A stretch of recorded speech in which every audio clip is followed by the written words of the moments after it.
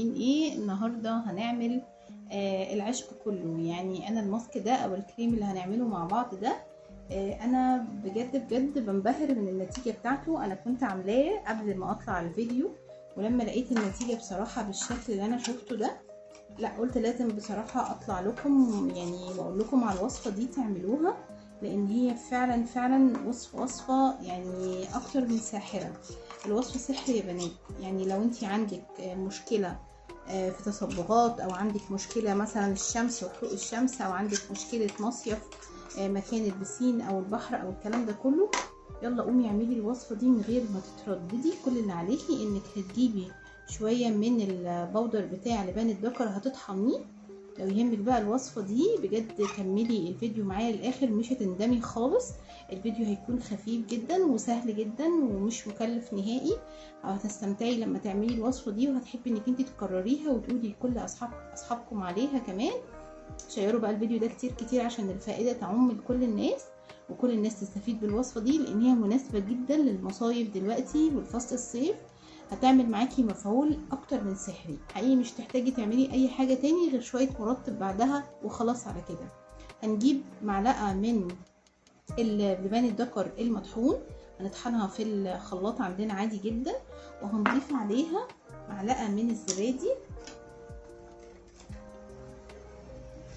خلاص كده قلبي بقى الزبادي مع لبان الذكر. لبان الذكر حقيقي انا بعشق نتيجته ومفعوله على البشره، من الحاجات اللي بتديكي نتيجه من اول ما بتستخدميها. يعني انت بتقومي تغسلي بشرتك خلاص انت شفتي نتيجه، ومش نتيجه مؤقته، كمان نتيجه دائمه. انا قلبت الزبادي اهو مع لبان الذكر ده لوحده، ماسك لوحده يا بنات تحفه بجد. هنعزز بقى الماسك بتاعنا وهنحط عليه معلقه من النشا، من الحاجات اللي بتقبض المسام وبتقلل الناس اللي عندها مشكله مسامات واسعه، وعندها مشكله في اللي هي المكان الحبوب ومكان البثور والكلام ده كله. النشا سحر في الموضوع ده طبعا مع لبان الذكر، فكل الاتنين مع بعض مفعولهم روعه. يبقى احنا كده حطينا معلقه من لبان الذكر المطحون، وعليهم معلقتين من الزبادي، وكمان معلقه من النشا. انا في الطبيعي ما بحبش اطلع اقول ماسكات كتير عن التفتيح، بس الماسك ده ليه طابع خاص. الماسك ده حقيقي من كتر المفعول بتاعه الجامد، انا فعلا بحب ان انا حبيت ان انا اعمل لكم حلقه عليه. وهو سهل جدا ومش مش كتير، يعني هتخلصيه في دقيقه بالظبط. هنحط بقى نقطتين 3 من زيت جونسون، هقلب برضو. وبعدين اخر حاجة بقى هعملها ان انا هستخدم عسل النحل. تمام، هحط معلقة كاملة كده من عسل النحل، ودايما اختار نوع كويس من العسل.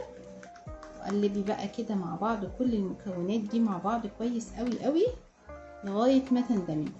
لو في حاجة بسيطة بقى، لو انت عندك مشكلة يعني عندك نسبة السمار قوية، عندك تصبغات، عندك كلف ونمش، عندك مكان حروق الشمس قوي، ممكن تكرري الوصفة دي 3 أيام ورا بعض في الأسبوع. لو انت عندك المشكلة بسيطة ممكن ان احنا نستخدمها 2 أو 3 في الأسبوع، يعني يوم ويوم وبعدين وخلاص على كده. ولكن لو المشكلة قوية، لو عندك مكان حروق الشمس جاية بقى من المصيف، بشرتك مقشرة، بشرتك سمرة جدا، هتستخدميها 3 مرات ورا بعض، 3 أيام ورا بعض في الأسبوع الواحد.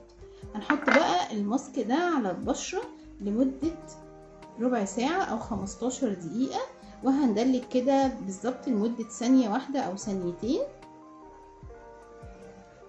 وهنسيبه على البشرة لمدة ربع ساعة زي ما قلنا. وهنغسله بعد كده بمية فترة، وبعدين هنحط عليه مية باردة، او هنمرر مكعب من التلج، وبعدين هنحط مرطب او اي زيت عندك بتحبيه. وبكده هتكوني عملتي الخطوات كلها، وزي ما قلتلك 3 ايام ورا بعض.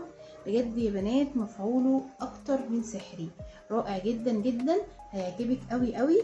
اتمنى ان انتوا تجربوه، ويا رب تكون الحلقة عجبتكم.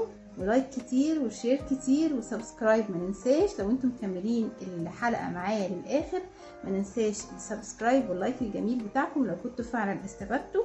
يلا قوموا اعملوا الماسك ده، واتمنى تكون الحلقه عجبتكم مره تانية، واستنوني في حلقه جديده، واشوفكم على خير، وباي باي.